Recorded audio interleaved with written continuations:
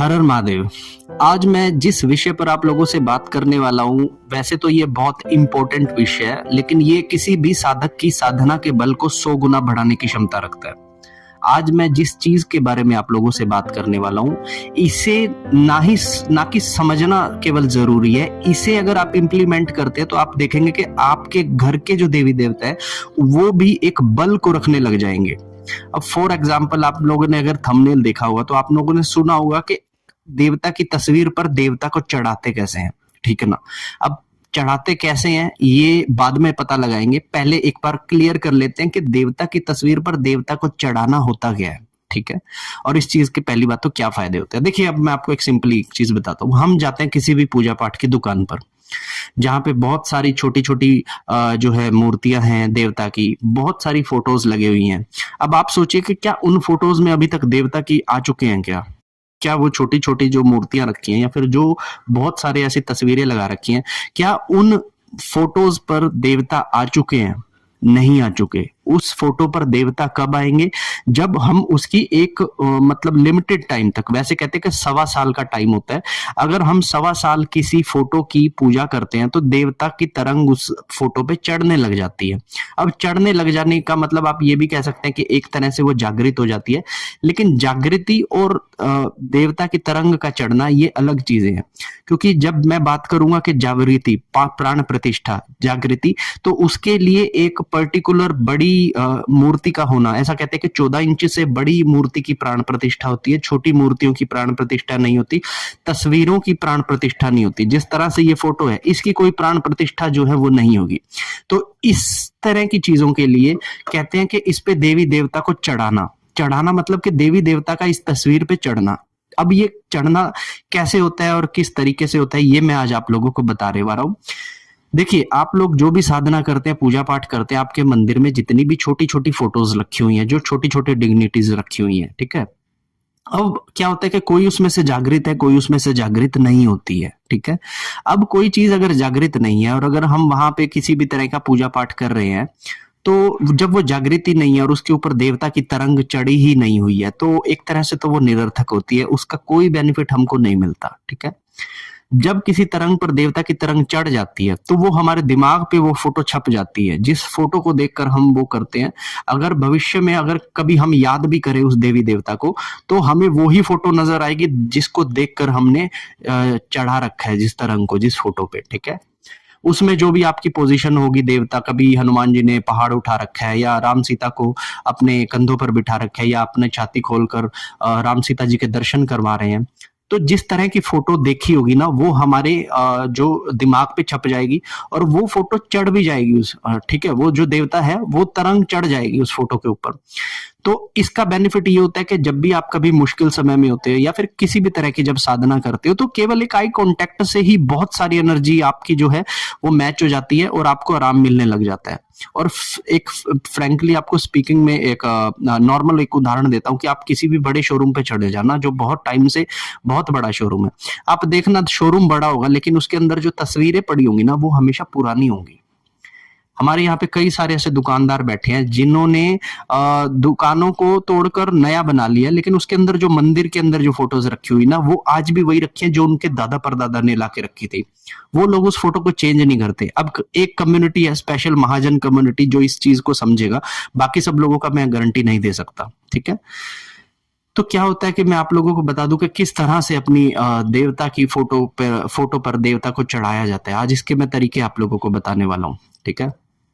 अगर आप मेरी वीडियो पर नए हैं तो चैनल को सब्सक्राइब करना, वीडियो अच्छी लगे तो लाइक कर देना और दूसरों के साथ शेयर जरूर करना। सबसे पहली चीज मैं आपको बता देता हूँ कि सबसे पहले अगर आप अपनी किसी भी फोटो की पूजा करते हैं तो किस तरह से उसको चढ़ाना है, ठीक है। आप एक काम कीजिएगा, सबसे पहले अगर आपके कोई नई फोटो अगर आप लेकर आए हैं तो ठीक है। अगर आपके पास पहले से ही कोई फोटो पड़ी है और आप सोच रहे हैं कि मैं साधना कर रहा हूँ 1 साल से, मुझे फल नहीं मिल रहा है, तो आप अपनी फोटो को जागृत कर लीजिए, ठीक है। उसके ऊपर देवता को चढ़ाना कैसे है वो चढ़ा लीजिएगा। करना आपको यह है कि सबसे पहले आपको 2 लड्डू, 2 पतासे और 2 लौंग लेने हैं। ये भोग लेना है, ठीक है। ये भोग आप लेंगे और जिस तरह से ये देवता की फोटो है, ये भोग मैंने हाथ में लिया और इस तरह से मैंने इसके ऊपर से घुमा दिया, 7 बार घुमा के मैंने ये भोग यहाँ पे सामने रख दिया। ये सामने रखने के बाद मैंने प्रार्थना की कि हे लक्ष्मी माता, ये लक्ष्मी जी की फोटो है तो मैं लक्ष्मी को ही चढ़ाता हूँ, तो हे लक्ष्मी माता, मैं आपकी फोटो को जागृत कर रहा हूं। मैं चाहता हूं कि आपकी पूरी तरंगे इस देवता इस चित्र के अंदर आए। ये पूरी जो फोटो है ये पूर्ण रूप से आप इसके ऊपर चढ़ जाएं, ताकि जब भी मुझे कभी जरूरत हो या फिर जब भी मैं आपकी पूजा प्रार्थना और आरती करना चाहूं तो इस फोटो के माध्यम से ही मैं अपनी तरंगों को आपकी तरंगों से जोड़ पाऊं। ऐसा करने के बाद आपने जो सिंपल पूजा है वो करनी है। और पूजा के बाद ये जो लड्डू और पतासे और लौंग रखे थे, इन्हें आप सुबह रखना और शाम को एक काम करना कि ये उठाकर आपको किसी भी बहती हुई नहर के अंदर प्रवाहित करके आना है, ठीक है। पानी के अंदर जब आप इन्हें प्रवाहित कर देंगे तो ये एक तरह से सबसे पहले आपने भोग चढ़ा दिया, ठीक है। दूसरी चीज कि आपको क्या करनी है कि कोई भी अगर आप फोटो देखेंगे तो उसके अंदर उस देवता का यंत्र जरूर होगा। जैसे फॉर एग्जांपल अगर मैं ये फोटो भी आप लोगों को दिखाऊं तो ये देखिए यहाँ पर ये यंत्र है, ये देखिए अगर आपको दिख रहा होगा तो ये एक छोटा सा यंत्र बना हुआ है। अब ये यंत्र है किसका? ये लक्ष्मी और गणेश जी का यंत्र है। तो इस तरह से जिसकी भी फोटो है उसके यंत्र आपको मार्केट से मिल जाएंगे। अगर मार्केट से वो यंत्र ना मिले तो आपको भोजपत्र जो आता है, एक कागज आता है जिसे कहते हैं भोजपत्र, भोजपत्र पर आप स्वयं से वो यंत्र बनाकर उस यंत्र को फूल दें, चावल दें, टीका लगाएं और अपनी देवता की फोटो के पास स्थापित कर दें।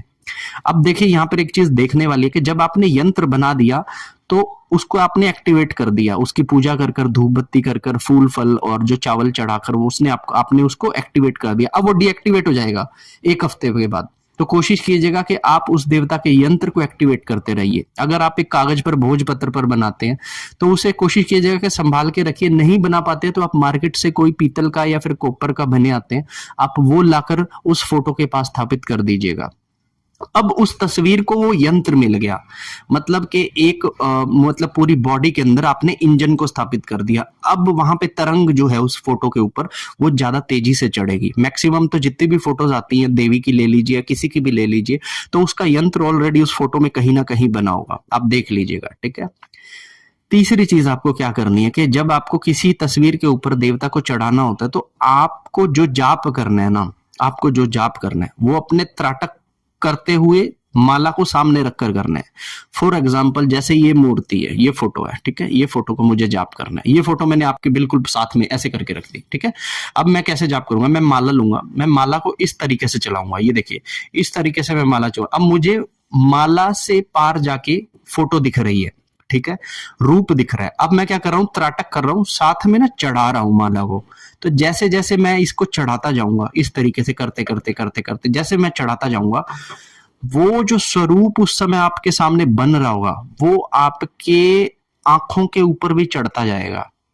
और आंखों पे ऊपर चढ़ने का मतलब ये है कि भविष्य में जब भी आप कभी याद करेंगे हनुमान जी, तो और फोटोज नहीं आएंगी भैया, वही फोटो आएगी जो इसको आपने अपनी आंखों पर चढ़ा ली है, ठीक है। जब भी आप पूजा पाठ करेंगे आप अपनी माला को देवता के सामने इस तरह रखकर त्राटक करते हुए देवता के रूप को जाप करें। अब रूप बहुत जल्दी चढ़ता है फिर इस तरह से, ठीक है। और ये रूप तस्वीर पर तो चढ़ेगा चढ़ेगा, आपके ऊपर भी चढ़ेगा, ठीक है ना। तो इस तरह से आप जाप करना स्टार्ट कर दीजिए, आपकी तस्वीर के ऊपर देवता चढ़ना स्टार्ट हो जाएगा, ठीक है। उससे अगली चीज जो आपको करनी है कि एक जो कहते हैं ना आई कांटेक्ट होता है हर एक तस्वीर के साथ, हर एक देवता के साथ। आपको अपने सिवा कोशिश करना कि कोई और उस तस्वीर के साथ ज्यादा आई कांटेक्ट ना करे, क्योंकि एक शक्ति जब स्थापित हो जाती है ना किसी स्थान पे और कोई मलिन व्यक्ति जब उस पे त्राटक करेगा या फिर उसको गौर से देखेगा तो कहीं ना कहीं वो आपकी इकट्ठी की हुई ऊर्जा को या तो खींच लेगा या फिर वो उसको बर्बाद कर देगा। तो कोशिश कीजिएगा कि एक लाल रंग का पर्दा अपने मंदिर के बाहर लगा के रखिए, जो मैं हर एक व्यक्ति को बोलता हूँ कि ऐसा करे, ठीक है। इससे अगली जो आपको चीज करनी है कि जो देवता की तस्वीर आपने एक बार चढ़ाने के लिए शुरू कर दी, आप हमेशा उसकी ही पूजा करेंगे, कोई अन्य तस्वीर, कोई अन्य मूर्ति स्थापित नहीं करेंगे। अगर आपके मंदिर के अंदर 2 मूर्तियां भी हैं या फिर 2 फोटोज भी हैं तो आप जिस एक के साथ आपका हमेशा चलता है ना, जिस एक फोटो पे आपका पूजा चलती है, उसी फोटो पे ही भोग लगेगा, उसी फोटो को देख के ही ज्योत जलेगी, उसी फोटो के आगे ही सारी प्रार्थनाएं होंगी। दूसरी कोई फोटो लगी है तो ठीक है, आप धूप बत्ती कर सकते हो, लेकिन उसकी तरफ देख कर नहीं होगा, वो दूसरी फोटो हो गई, ठीक है ना। ऐसा मैंने बहुत देखा है कि बहुत लोगों के घर पर जैसे लक्ष्मी जी के 3 फोटोज हैं, एक इधर पड़ी है, एक सामने पड़ी है, एक लेफ्ट में पड़ी है। अब आपके लिए कौन सी लक्ष्मी है? आपके लिए वही लक्ष्मी होगी जिसको देखकर आप सारी चीजें कर रहे हो।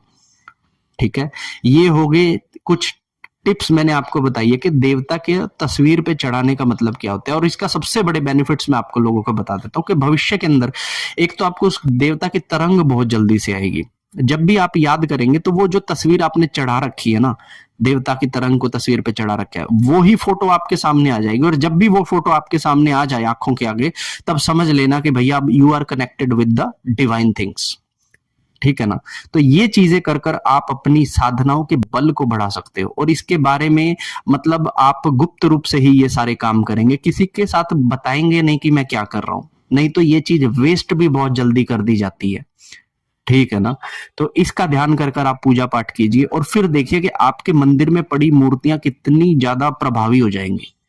आशा करता हूं कि आपको मेरी ये बात समझ में आई होगी, और वीडियो अच्छी लगी हो तो इसे लाइक कीजिएगा, चैनल पर नहीं हो तो सब्सक्राइब कीजिएगा, और अगर कोई क्वेश्चन हो तो मुझे इंस्टा पे डीएम या फिर कमेंट कीजिएगा। हर हर महादेव।